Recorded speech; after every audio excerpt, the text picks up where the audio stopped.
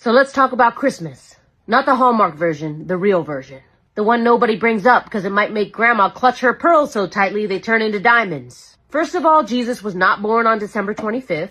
Historically, he was probably born in spring when shepherds were actually outside with their sheep and not freezing their sandals off in December. But early Christians looked around and said, nobody's celebrating our guy's birthday. But the pagans, they're having a month-long rave. So they picked December 25th because it lined up with Saturnalia, a giant Roman festival dedicated to feasting, drinking, gift-giving, and ignoring all responsibilities. Why reinvent the wheel when you can just steal the whole sleigh? So basically your family Christmas, just with more orgies and fewer matching pajamas. Saturnalia was tied to the winter solstice, when ancient people celebrated the sun not abandoning them forever. Honestly, same. Christians figured out pretty quickly that converting people is easier when you don't cancel their parties. So instead of banning pagan holidays, they rebranded them. Like a hostile corporate takeover, but with hymns. So Saturnalia became Christmas. The spring fertility festival, Eostra, became Easter. Yule got absorbed like it was being acquired by a religious Fortune 500 company. Suddenly half of Europe's pagan rituals were Christian family traditions. This is what happens when marketing meets religion. They merge like two companies pretending nothing has changed, except now everything tastes like peppermint. Even Christmas trees? Purely pagan. Ancient Germans decorated evergreens to honor life in the dead of winter. Christians showed up and said, "Cute tree, it's ours now." And today we hang plastic snowflakes on it like that's normal. And gifts? People say that's because 3 wise men brought Jesus presents. But pagans were already exchanging gifts during Saturnalia centuries earlier. Humans didn't invent generosity for a baby in a manger. We invented it for social survival and seasonal depression. Now, Santa.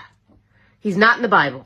He's what happens when a pagan chimney spirit, a Turkish bishop, Dutch folklore, and Coca-Cola walk into a bar. Throw in a few psychedelic mushrooms and now you've got a magical man in a red suit who breaks into your house and tracks your morality for free. So yes, Christmas is magical. But the magic comes from thousands of years of humans panicking about winter, copy-pasting belief systems, and slapping Christian branding on top of pagan traditions like a divine sticker pack. And honestly, that makes me love it more. Christmas isn't pure. It's resourceful. It's adapted. It's survival with decor. And for me, that's the real miracle. Happy Christmas.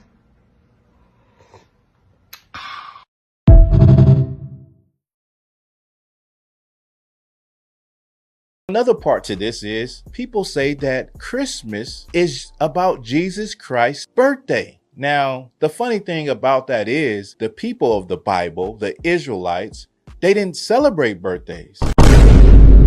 Wake up. The only birthdays you can actually find in the Bible are birthdays of heathen kings, the Egyptian king and King Herod. And on those days, bad things happened.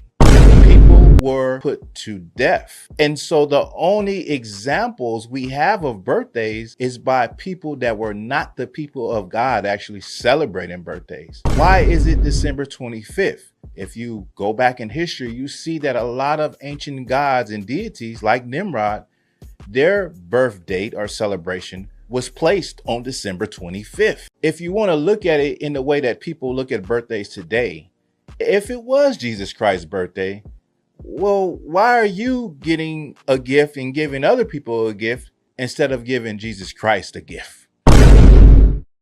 Another part